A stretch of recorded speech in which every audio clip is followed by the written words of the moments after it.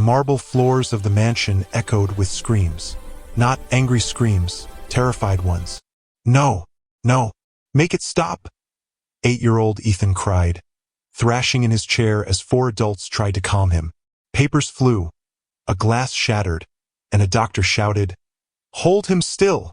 His father, billionaire Richard Whitmore, stood frozen. His face was pale as he watched his son, his only child, bang his head against the table, tears streaming down his cheeks. The doctor's voice trembled. "Mr. Whitmore, I'm afraid he's beyond help." Those words sliced through the air like a blade. And standing at the doorway, clutching a cleaning rag to her chest, was Maria. The maid no one noticed, except today she couldn't look away.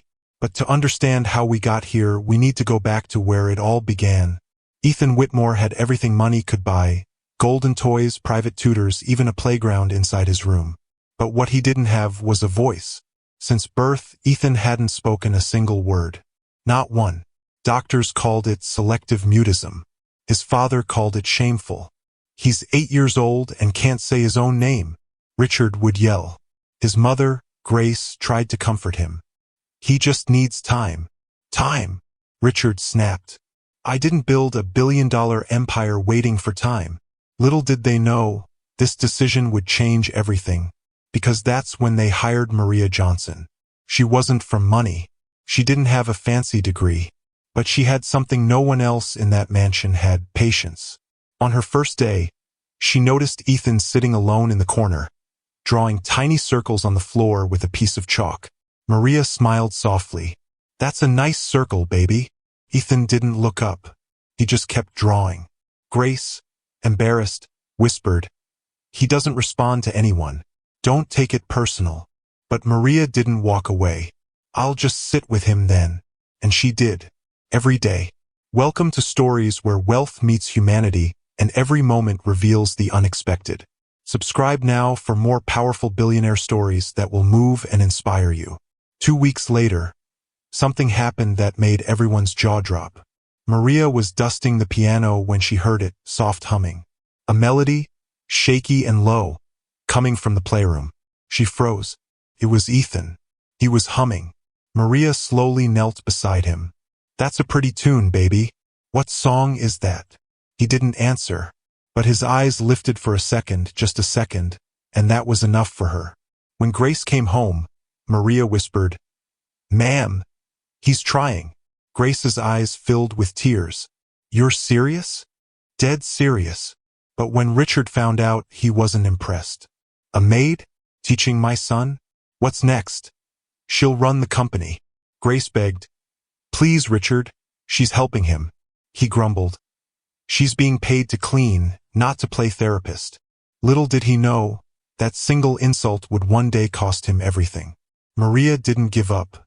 Each night, she read to Ethan. Books about clouds, colors, and courage. He'd sit quietly, eyes wide, listening to every word. One night, she brought an old harmonica from home. "You blow here and music comes out," she told him. Ethan looked curious. He reached for it but hesitated. Maria smiled. "It's okay, baby. Just try." He pressed it to his lips and blew. A soft note filled the air, trembling but clear. Maria gasped.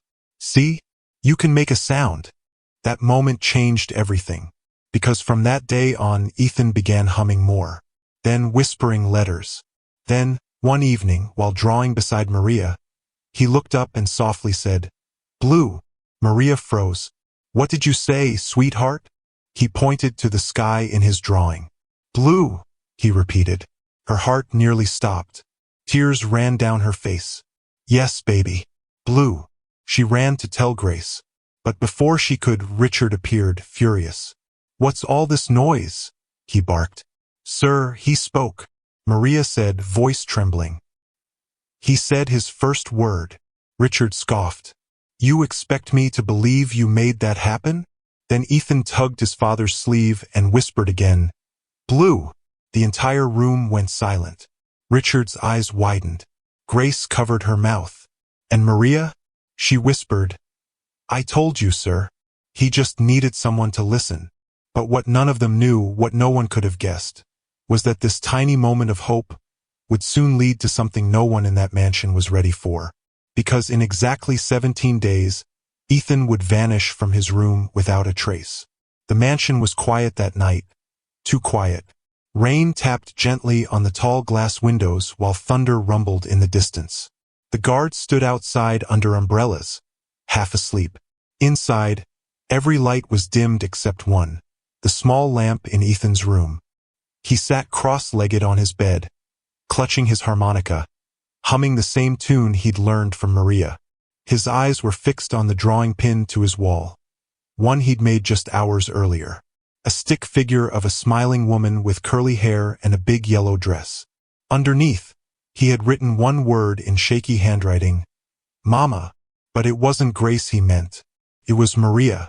Downstairs, Richard paced the study, his face red. I will not have the staff turning my son against his own parents. Grace pleaded softly. He's not turning against us, Richard. He's connecting for the first time in his life. Because of a maid? He snapped. What happens when she leaves? He'll shut down again. Grace hesitated. She'd never seen him this angry before. She's helping, Richard. Why can't you see that? He poured himself another glass of scotch. You don't get it. People are talking. The press will eat this alive. Billionaire's son saved by his maid? No, I won't be a joke. Little did he know those words would come back to haunt him. Upstairs, Maria was tucking Ethan into bed. Story time, baby? She asked with a smile. Ethan nodded eagerly, pulling the blanket up to his chin. Maria sat beside him and began softly. Once upon a time, there was a little bird who couldn't sing. Everyone said he was broken. But one day, someone believed in him. And you know what happened? Ethan whispered. He sang. She smiled through tears. He sang so loud. The whole sky listened. He giggled. A sound so pure it made her chest ache. Maria switched off the lamp, whispered good night, sweetheart, and walked toward the door. She didn't know it would be the last time she saw him awake. 2:47 a.m. The storm had grown worse. Rain slapped the windows. A gust of wind howled down the halls. Maria turned in her small bed in the servants' quarters, uneasy. Something felt wrong. Wait. Why was the hallway light flickering? She sat up. From down the hall came a faint sound. A low, trembling hum. The same tune Ethan always played. Her heart skipped. She grabbed her robe and hurried upstairs. The hallway was cold. The closer she got to Ethan's room, the louder the humming became, until it stopped. She opened the door. The bed was empty. The sheets were on the floor. The window was slightly open, rain dripping in. Her breath caught. Ethan? No answer. Ethan? Baby? Where are you? Her voice echoed down the long hallway. Grace woke to the sound of Maria's panicked footsteps. What's going on? Maria gasped, trembling. He's gone. Ethan's gone. Grace shot up. What do you mean, gone?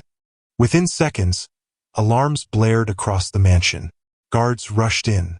Richard stormed out of his room, shouting orders. Check every door, every camera. Don't let anyone leave the property. Grace sobbed, clinging to Maria. How could this happen? He was just here. Maria's voice broke. He was humming.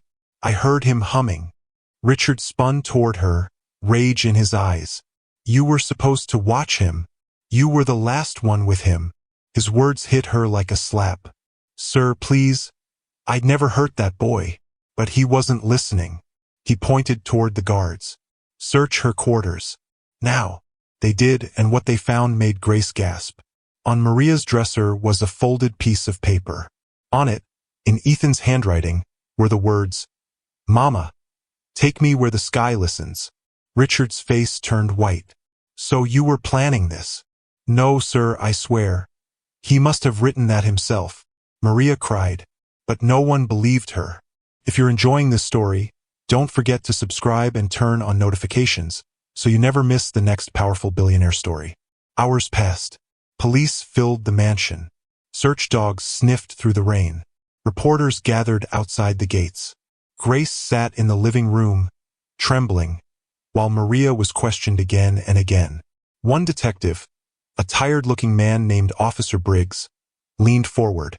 "Ma'am, if you know anything at all, you need to tell us." Maria shook her head. "I don't know where he is, but I do know something. He's afraid of loud sounds. He'd never go near the forest during a storm. Someone must have taken him." Briggs frowned. "You think it was a kidnapping?" Maria nodded. "I'd bet my life on it." What she didn't know was that just 2 miles away, a small boy in wet pajamas was walking barefoot along the muddy road, clutching his harmonica. Meanwhile, inside the mansion, Richard sat with his head in his hands. "How could this happen under my roof?" Grace stared at the rain outside. "You didn't listen. You never listened, to me, to him, to her." He looked up sharply. "Are you blaming me?" She whispered. "I'm saying we cared more about what people thought than what our son needed." He slammed his fist on the table. "Enough!" Just then, Officer Briggs entered, holding something in a plastic bag. "We found this outside the fence." It was the harmonica. Maria gasped. "That's his. That's Ethan's." Briggs nodded. "Footprints lead toward the woods. But there's something else." He unfolded another paper bag. Inside was a small toy car, silver, engraved with the initials RW. Richard froze. "That's my old car model. I gave that to Wait." His eyes went wide. "My brother Daniel was here earlier tonight." Grace blinked. "Your brother? The one you haven't spoken to in years?" "He wanted money. I told him no." Briggs frowned. "Do you think he might have taken your son?" Richard's voice shook. "He said I'd regret treating him like trash." The room fell silent.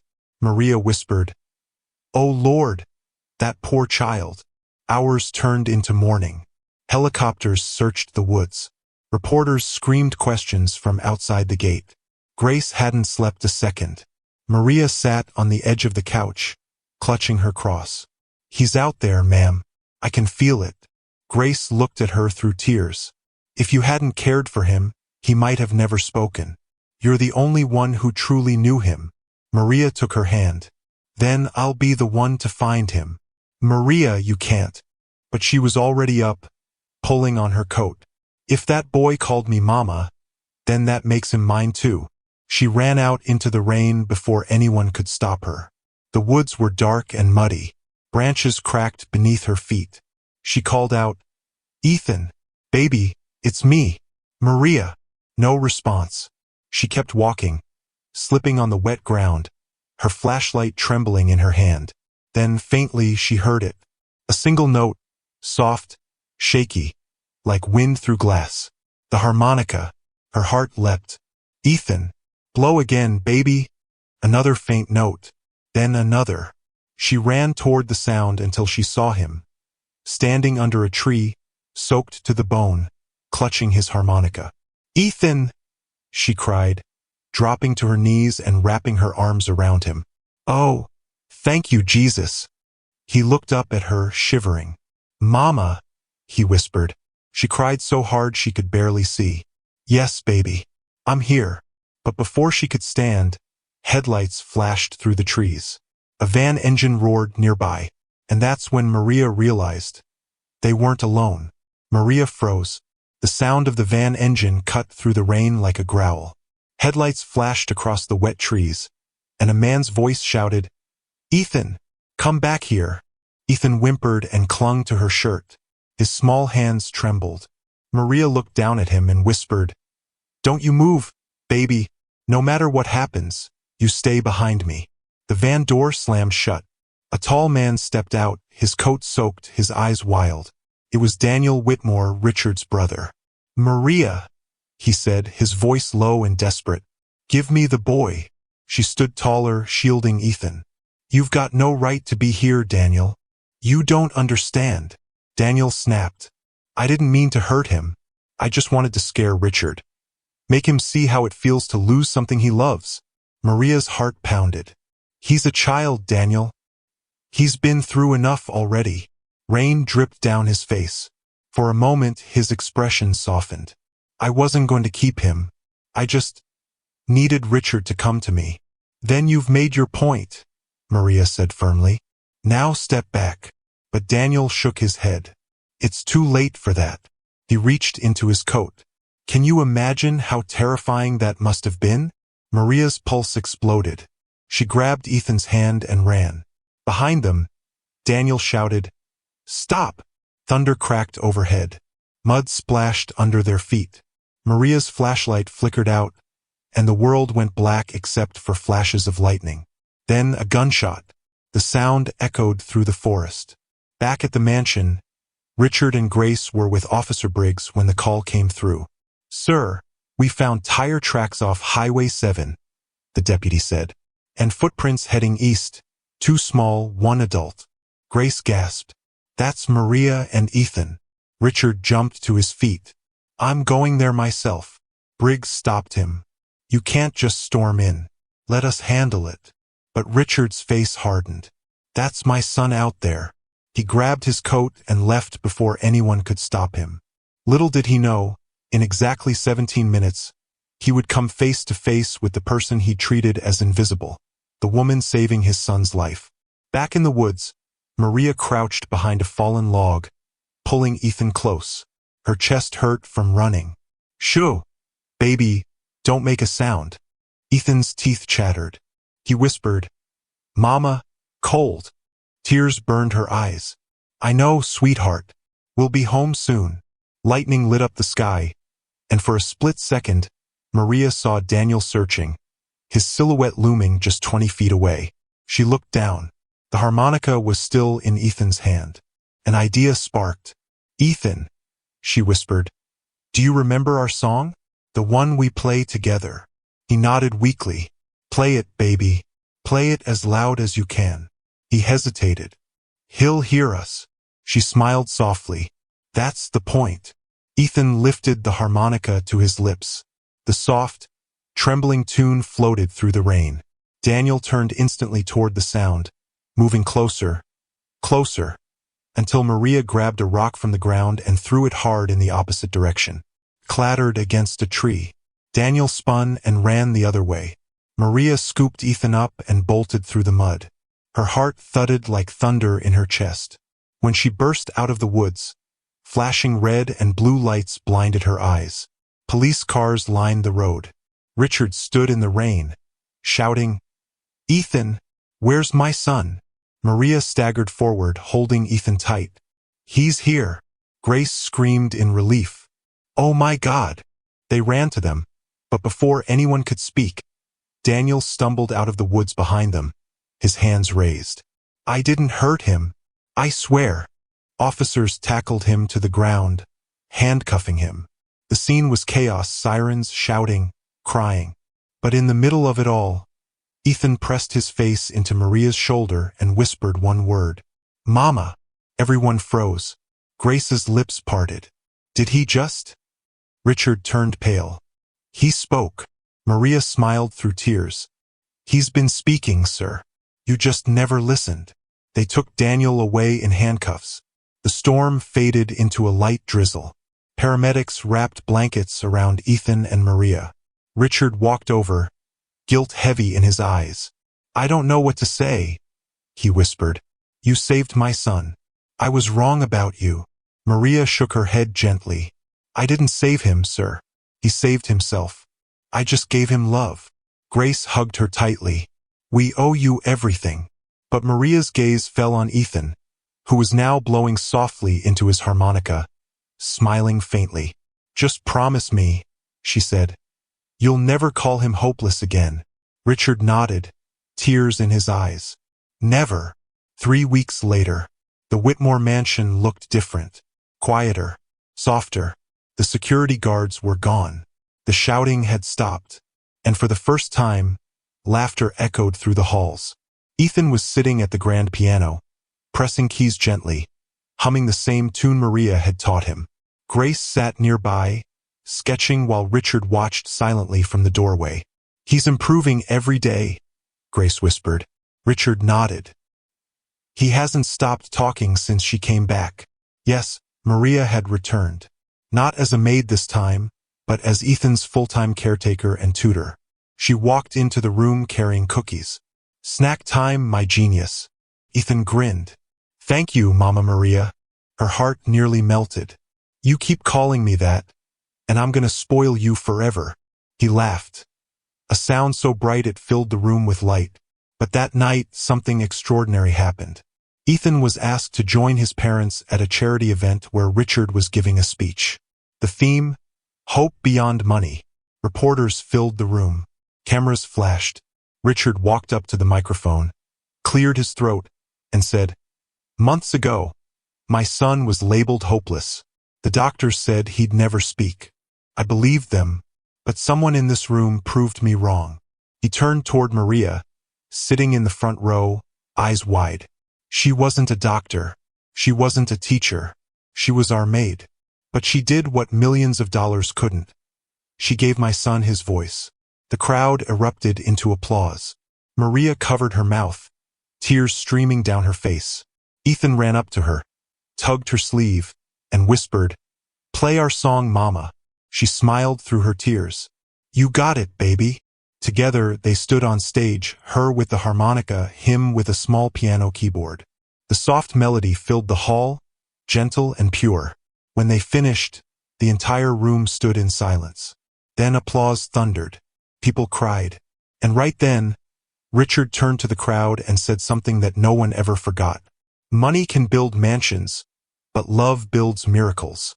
After the event, a reporter asked Maria, "How did you do it? How did you get through to him when no one else could?" She smiled. "I didn't teach him to speak. I just listened to what his silence was trying to say." 6 months later, Ethan's story spread around the world. News outlets called it the miracle of the Maid. Schools invited Maria to speak about patience and love. Richard funded a foundation in her name, the Maria Johnson Center for Special Children. But Maria didn't care for fame. She only cared about the boy who'd once been too afraid to speak. Now standing on a stage in front of hundreds of people, telling his story himself. Ethan grinned shyly at the crowd.